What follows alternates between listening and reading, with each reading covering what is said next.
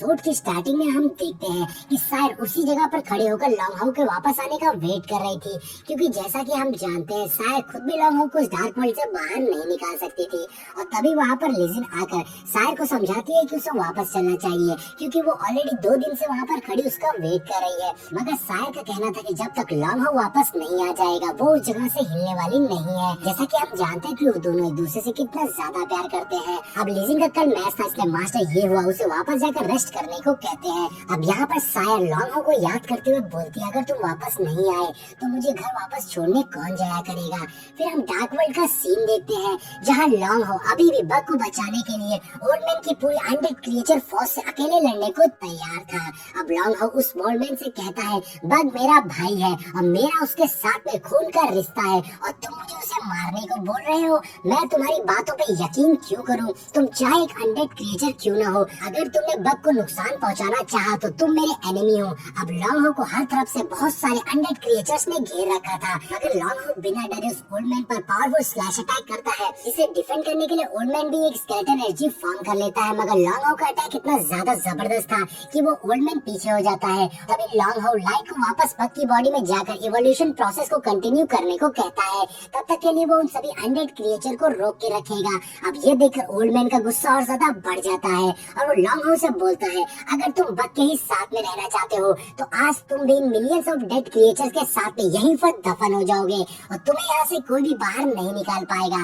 और ऐसा बोलते हुए ओल्ड मैन अपनी पावर्स को यूज करता है, जिससे वहाँ जबरदस्त ग्रीन ऑरा निकलने लग जाता है और वहाँ एक साइक्लोन फॉर्म हो जाता है और हम देखते हैं कि सारे स्केलेटन मिट्टी बनकर उड़ने लग जाते हैं। ओल्ड मैन का ये अटैक देखकर लॉन्ग हाउ भी समझ गया था कि यहाँ जरूर कुछ बड़ा होने वाला है और तभी लॉन्ग हाउ की आंखें खुली रह जाती है जब वो अपने सामने एक अनडाइंग ग्रेवियंस स्पिरिट को देखता है, जिसे उस ओल्ड मैन ने समन कर लिया था। अब इसे हम स्केलेटन किंग कहकर बुलाएंगे। स्केलेटन किंग लॉन्ग हाउ के मुकाबले बहुत ज्यादा बड़ा था और तभी पीछे से ओल्ड मैन स्केलेटन किंग को लॉन्ग हाउ को खत्म करने का ऑर्डर दे देता है और वो तुरंत ही स्केलेटन किंग अपनी स्वॉर्ड से लॉन्ग हाउ पर हमला कर देता है। मगर लॉन्ग हाउ उसके हमले से तो बच जाता है, मगर उससे वहाँ की चट्टानें चिटक जाती है। लॉन्ग हाउ देखता है कि उसके अटैक में एक टेरिफिक डिस्ट्रक्टिव पावर थी, जिससे लॉन्ग हाउ समझ गया था कि आगे की फाइट बहुत ही ज्यादा खतरनाक होने वाली है।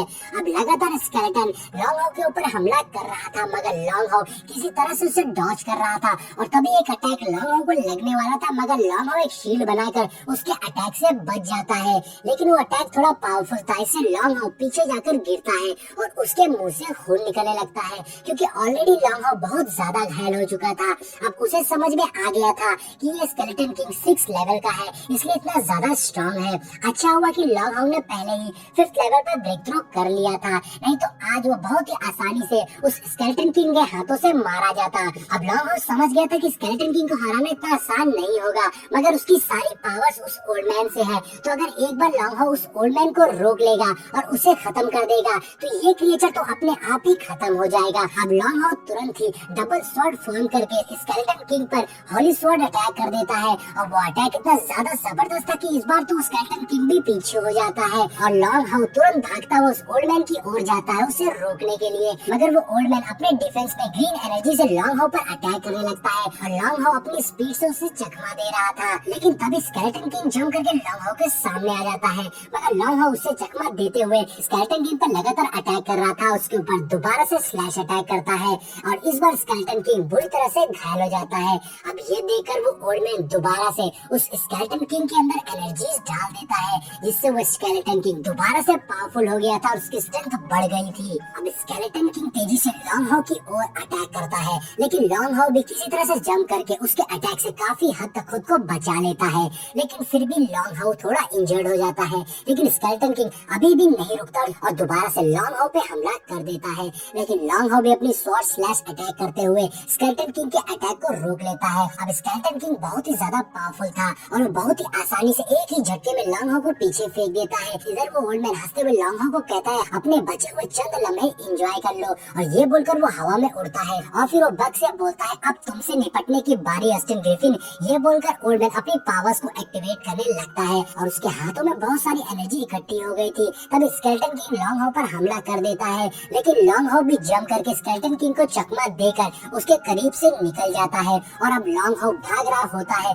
वहीं स्केलेटन किंग अभी भी लॉन्ग हाउ के पीछा नहीं छोड़ता है और स्केलेटन किंग फिर से लॉन्ग लॉन्ग हाउ पर हमला कर देता है, लेकिन लॉन्ग हाउ फिर से किसी तरह से कूद फांद कर उसके अटैक से बच जाता है। लॉन्ग हाउ बस किसी तरह से उस ओल्ड मैन को रोकना चाहता था, क्योंकि उस ओल्ड मैन ने नेक्रोमेंसर स्किल को लगभग कंप्लीट कर लिया था, जिससे वो बग को मारने जा रहा था। इसलिए लॉन्ग हाउ ओल्ड मैन को रोकने के लिए उसकी ओर भाग रहा था, लेकिन मुश्किल ये थी कि स्केलेटन किंग अभी भी लॉन्ग हाउ के पीछे ही होता है। अब इसलिए लॉन्ग हाउ जमीन पर एक फॉर्मेशन एक्टिवेट कर देता है और फिर अपनी स्वॉर्ड से स्केलेटन किंग पर हमला करके उसे डिस्ट्रैक्ट करता है। तो स्केलेटन किंग लॉन्ग हाउ को पीछे कर देता है, लेकिन अब स्केलेटन किंग लॉन्ग हाउ के फॉर्मेशन के ऊपर आ गया था और तभी लॉन्ग हाउ को मौका मिलते ही वो होली स्पिरिट फर्नेस को एक्टिवेट कर लेता है, जिससे उस फॉर्मेशन में स्पिरिचुअल चेन्स बाहर निकलती है जो फौरन ही स्केलेटन किंग को जकड़ लेती है। और अब लॉन्ग हाउ की स्पिरिचुअल चेन ने स्केलेटन किंग को पूरी तरह से जकड़ कर कैद कर लिया था।